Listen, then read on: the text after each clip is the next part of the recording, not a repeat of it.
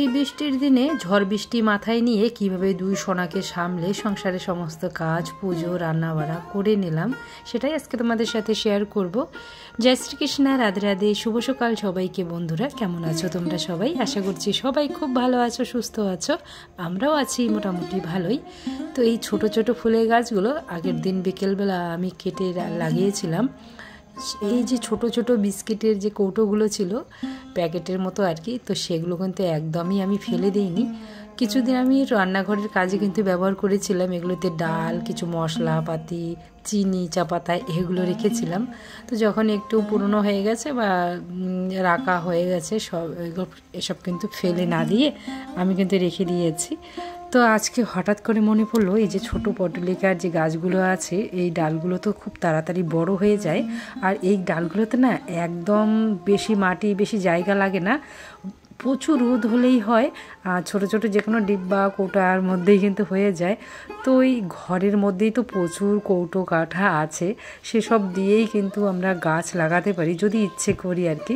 সংসারটাকে যেমন আমরা ভালোবাসি, ভালোবেসে সমস্ত কাজকর্ম করি, তেমনই কিন্তু গাছপালাকে ভালোবাসলে বা ফুল ফল যে কোনো গাছকে ভালোবাসলে সেটাকে কিন্তু অনায়াসেই সময় বের করা যায়। মাথায় চলেই আসে যে এই গাছটা, এই ফুলের গাছটা কোথায় লাগাবো, কি করব না করব সব কিছুই। তাই আমি কোনো কৌটো কাটা কিন্তু একদমই ফেলি না, সব কিছুই রেখে দিই। সোনামা আগে অনেক তালমিস্ত্রি খেত, এখন খায় না যদিও। তো সেই তালমিস্ত্রি কৌটা কিন্তু প্রায় 1 মাসে 2টো করে লাগতো। সেই তালমিস্ত্রি কৌটো কিন্তু আমি একদম ফেলিনি। কতদিন রান্নার কাজে কিন্তু লেগেছিল রান্নাঘরে, ওই যে ডাল এটা ওটা রাখার, মশলাপাতিগুলো রাখার জন্য। তারপরে কিছুদিন পর ওগুলো পাল্টিয়ে ফেলেছি, কিন্তু প্লাস্টিকের মধ্যে বা বস্তার মধ্যে আমি কিন্তু জমা করে রেখেছিলাম, সেগুলোই এখন কাজে লেগে যাচ্ছে। তো দেখো এখানে আমার এখানে মিনি বাগান, মানে ছোট্ট বাগানটা একদম সেই কৌটো কাটার মধ্যেই কিন্তু ভর্তি হয়ে গেছে। আমি কিন্তু তেমন কিছু ফুলের টব কিনিনি। এই হচ্ছে ব্যাপার, ইচ্ছে থাকলে কিন্তু সব কিছুই হয়, সব কিছুর মধ্যেই হয়। তো এই যে বিস্কিটের যে প্যাকেটগুলো, সেগুলোর মধ্যেই পটলেকার যে ডালগুলো ছোটো ছোটো টুকরো করে কেটে দিয়েছিলাম, সেগুলো না একদম জল জমে গিয়েছিলো। যেহেতু আমি ফুটো করে দিইনি, তাই এখন এখানে একটা এসে নিয়ে ফুটো করে দিচ্ছিলাম। আর দেখো এদিকে ফুটোর মধ্যে কয়েকটা বাকি ছিল, তো সেগুলোই কিন্তু আবার ভরিয়ে দিচ্ছিলাম। তো যাই হোক, সকাল সকাল কিন্তু প্রচুর বৃষ্টি হয়েছে, সে রাত থেকে বৃষ্টি চলছে। তো বৃষ্টি হলে আর কি হবে বলো, কাজ তো করতেই হবে। আমাদের বাড়ির বউদের বসে থাকলেও হবে না, শুয়ে থাকলেও হবে না, কাজগুলো তো সব করতেই হবে। তাই সেই মাথার মধ্যে একটা প্লাস্টিক দিয়ে উঠান বাড়িঘর সব কিছু ঝাড় দিয়ে নিয়েছি, পরিষ্কার করে নিয়েছি। আর এদিকে দেখো কতগুলো বাসন জমেছে, রাত্রিবেলা একদমই বাসন মাজতে পারিনি। 2 সোনা আছে, তো আমরা খাওয়া দাওয়ার পর আবার 2 সোনাকে খাওয়ানো দাওয়ানো করাতে হয়। 9 সোনা কোনো দিন আগেই ঘুমিয়ে যায়, আবার আমরা যখন খেতে বসি তখন আবার কিন্তু উঠে পড়ে। তো রাত্রে আবার খাওয়াতে হয় 2 সোনাকেই। তো এই করে করেই কিন্তু একদমই সময় পাই না রাত্রে মেজে রাখার। আর সোনামার বাবু তো অনেক রাত করে আসে দোকান থেকে, ওই খাওয়া দাওয়া করতে করতে প্রায় 11টা 11:30 বেজে যায়। তো অত রাত্রে কিন্তু আর বাসন মাজতে ইচ্ছে করে না, বাসন তাই রেখেই দিয়েছি। বেশিরভাগ বাসন কিন্তু সকালেই আমরা মেজে ফেলি। তো এই যে এখানে বাসনগুলো মেজে ফেলছি। আর এদিকে দেখতে পাচ্ছ গামলাতে কতগুলো কাপড় চোপড় ধুবো। তো এই কাপড় চোপড় তো ধুতেই হবে। তোমরা অনেকেই জানো, অনেকেই জানো না, আমার সোনামা 7 বছর বয়স চলছে। সোনামার কিন্তু মানে স্পেশাল চাইল্ড, ও একদমই হাঁটা চলা কথা মানে কোনো কিছুই বোঝে না আর কি। তো হিসু পটি সব কিছু তো করেই দেয়, তার জন্য প্রচুর কাপড় চোপড় লাগে। আর আমার দ্বিতীয় সন্তান আমার নয়ন সোনা, তোমরা তো দেখতেই পাচ্ছ যে নয়ন সোনাও ছোটো এখন, ও অনেক হিসুপটি করে। তো ওকে বেশি কাপড় লাগে না, কিন্তু ওর প্রচুর প্যান্ট লাগে। তো সেই প্যান্টগুলোও তো ধুতে হবে, জামাগুলোও ধুতে হবে। আর জামাও প্রচুর লাগে, কারণ সবার কোলে করে বেড়ায়। আবার ও তো বেশিরভাগই বাইরে বাইরে বেড়ায়, অনেক ধুলো মাটিতে বসে। যেহেতু আমাদের গ্রামের বাড়ি আর আমাদের রাস্তার পাশে বাড়ি, প্রচুর ধুলোবালি জমা হয়ে যায়, বারান্দায় বলো ঘরে বলো। তো এই যেখানে সেখানে বসে সবার সাথেই খেলে। তো এই করে করেই কিন্তু অনেক জামা কাপড় লাগে। আর যেহেতু ছোটো বাচ্চা, জামা কাপড় তো লাগবেই, তাই না? একটু পর পটি করবে, ইস্যু করবে।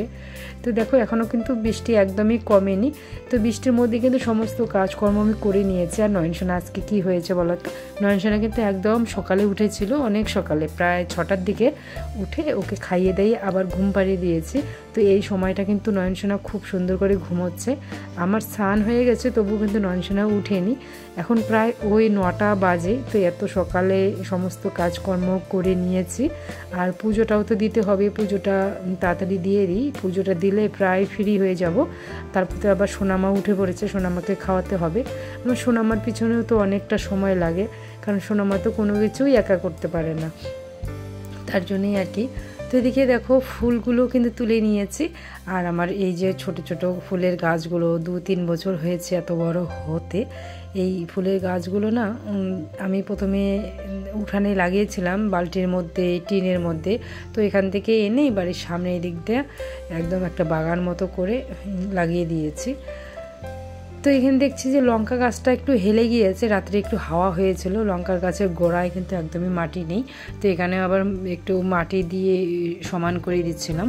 তো এদিকে ছোটো ছোটো ফুলের চারাগুলোতে ছোটো ছোটো করে ফুল কিন্তু ফুটেছে। আমার অনেক ফুল হয়েছে।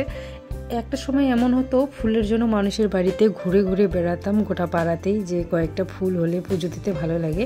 আর পুজো দেওয়ার সময় অল্প একটু ফুল দিয়ে না পুজো দিতে একদমই ভালো লাগে না।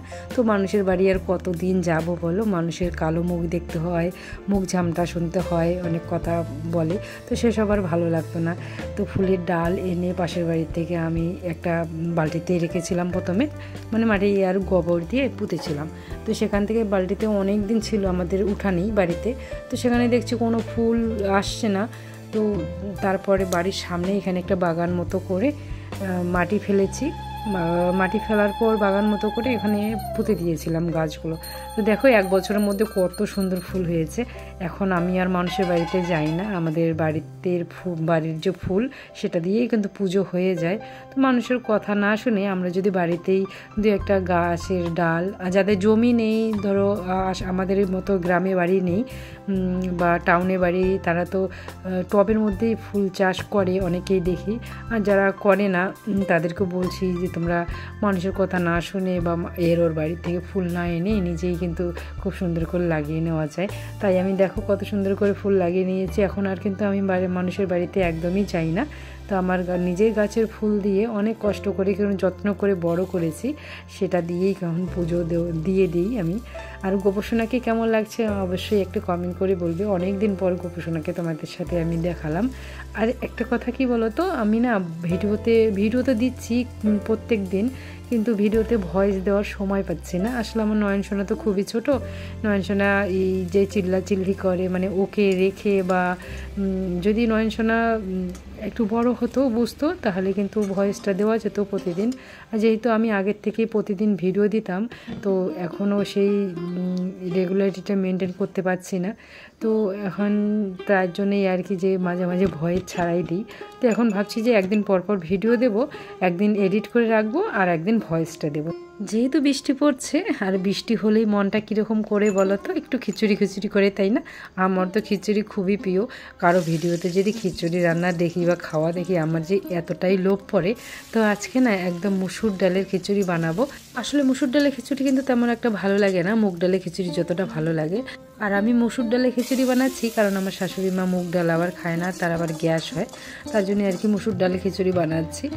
তো খিচুড়ি, তাই না? সে মুসুর ডাল হোক আর মুগ ডালই হোক না কেন।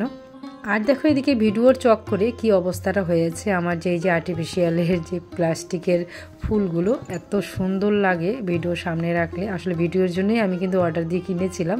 তো দেখো ওইদিকে একটু চৌকোর সামনে রেখেছি, মানে চুলোর আগুনের আজে একদম একটু কোকড়া লেগে গেছে। তো কি আর করা যাবে সেটাই তোমাদের সাথে একটু বলছি। রান্নাঘরে গিয়ে 2 সোনার জন্য খাবার বানিয়েছি, তার সাথে ওইদিকে প্রেশার কুকারে আগে ডাল সিটি দিয়ে নিয়েছিলাম, পরে সোমবার দিয়ে দিয়েছি। খিচুড়িটা রান্না করে রেখে এসেছি, আর 2 সোনাকে এখন খাওয়াবো। নয়নসোনা আমার উঠে পড়েছে, এখন নয়নসোনাকে খাওয়াবো, তারপর সোনামাকে খাওয়াবো।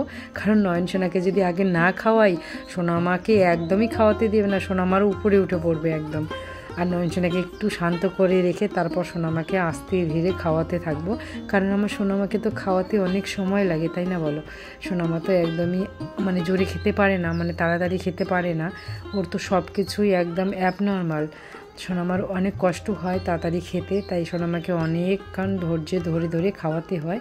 আর আমার দুষ্টুরে দেখো কতগুলো খেলনা দিয়েছি সামনে, খেলনা কিন্তু ও একদমই খেলে না, সব উল্টে পাল্টে একদম ইসে করে দেয়। সারাদিন আমার ওর খেলনা গোছাতে একদম সময় শেষ। আর বিছানার মধ্যে থাকলে না একদম কিনারে আসতে চাই, একদমই ভালো লাগে না, মানে ভয় লাগে দেখো কীরকম করছে। তো তার জন্যই কিন্তু এই যে নিচে এই যে পাটিটা বিছিয়ে দিই প্লাস্টিকের মতো আর কি। এখানেও চুপ করে থাকে না, তারপর মাঝে মাঝে কি করি জানো তো, এই নয়নসোনা যখন বেশি ছটপট করে দুষ্টুমি করে তখন ওই যে গামলার মধ্যে বসিয়ে দিই।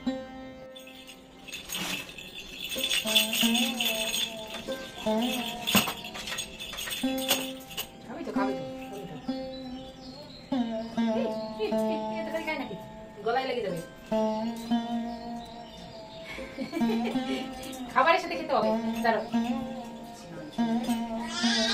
খাবে তো, তুমি তো খাবে শোনা, এই যে দিদি ভাইয়ে খাবে, তুমি খাবে, খাবারটা তো রেডি করতে দেবা আমাকে।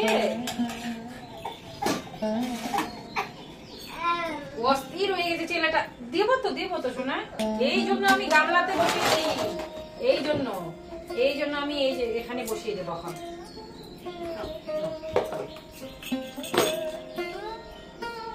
দিদি ভাই খাবে,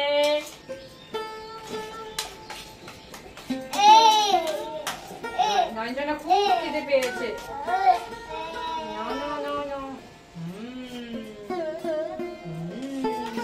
নয়নজনা খুব খেতে পেয়েছে, তাই না?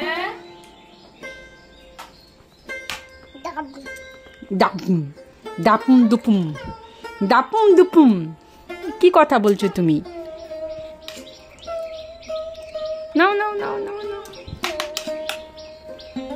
দিদিভাই ওদিকে আছে, দিদিভাইকেও খাওয়াতে হবে। আমার কি রাখবো, হাতির পা একদম ভেঙে দিয়েছে দেখো। নয়নের খাওয়া দাওয়া তো হয়ে গেছে, নয়নের খাওয়া দাওয়া হয়ে গেছে, এখন সোনামাকে খাওয়াচ্ছি। পাপা তুমি রাগ করছো, তুমি রাগ করছো, তুমি হাতির পাটা ভেঙে দিয়েছো, ছিঁড়ে দিয়েছো কেন? ব্যথা লাগছে না?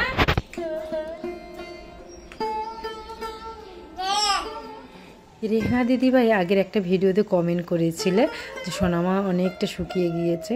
তো সোনামা অনেকটা শুকিয়ে গিয়েছে, কি আর বলবো, সোনামা একদমই খেতে চায় না, সোনামার শরীরটা আসলেও অনেকটা শুকিয়ে গেছে। সোনামার খাওয়ার রুচি বলো আর ওর এমন একটা স্বভাব কি হয়েছে যে ও একদমই কিন্তু খেতে চায় না। আর যদিও বা খায়, জোর করে তো খাওয়ানোই যায় না, যদিও বা খায় 1 ঘন্টা 2 ঘন্টা পর হলেও উল্টি করে দেবে, পেটে কিচ্ছু রাখে না। তার জন্যই আর কি সোনামার শরীরটা কিন্তু একদম শুকিয়ে যাচ্ছে। তো ওইদিকে কিন্তু দুই সোনাকে খাইয়ে দাইয়ে শুয়ে রেখেছি, আর নয়নসোনা কিন্তু একদমই শুয়ে থাকবে না, ও তো শুয়ে থাকার পাত্র নয়, ও কোলে কোলে বেড়াচ্ছে সবার। তো এদিকে কিন্তু মাছ এনেছে 2 রকম, কাতল মাছ আর এই যে ছোটো ছোটো বৈরেলি মাছগুলো। আজকে না বাড়িতে নিয়ম আছে যে অনেক রকমের তিতে খাওয়ার, আর এদিকে মাছ এনেছে আর টক ডাল খাওয়ার। তো এদিকে কিন্তু অনেক শাক এনেছে, সব শাকে কিন্তু তিতের জম। তো এই শাকগুলো ভেজে নিচ্ছি, আর একদিকে মাছ বসিয়েছি, আর একদিকে কিন্তু ভাত বসিয়েছি। যেহেতু আমার 3টে চুলো, তো রান্নাবাড়া কিন্তু বেশি সময় লাগে না, গোছ গাছ থাকলে একদম 1 ঘন্টার মধ্যেই হয়ে যায়। আর সুস্মিতা দিদিভাই আমার রান্নার ভিডিও দেখতে যে এত ভালোবাসে, রান্না যদি কোনোদিন একটু কম দেখাই তাহলে সুস্মিতা দিদিভাই আমাকে বলতে থাকে কমেন্টে যে তুমি কিন্তু রান্নার ভিডিও ভালো করে দেখাচ্ছ না। তো যাই হোক, এখানে দেখো রান্নার ভিডিও যদি করি তাহলে কিন্তু প্রচুর সময় লাগে, ক্যামেরার সামনে কাজ করতে অনেকটা সময় লাগে। তাই যেদিন সম্ভব হবে সেদিন ভিডিও দেখাতে পারবো ভালো করে, যেদিন সম্ভব হবে না, মানে তাড়াহুড়োর মধ্যে থাকবো, সেদিন তো হবেই না।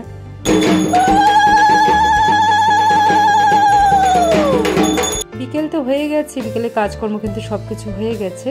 আর এখানে চড়ক পূজার যে শিব পার্বতী ঠাকুর সেগুলো নিয়ে চলে এসেছে বিকেলে এখানে, তাই সব কিছুই গোছগাছ করে দিয়েছি।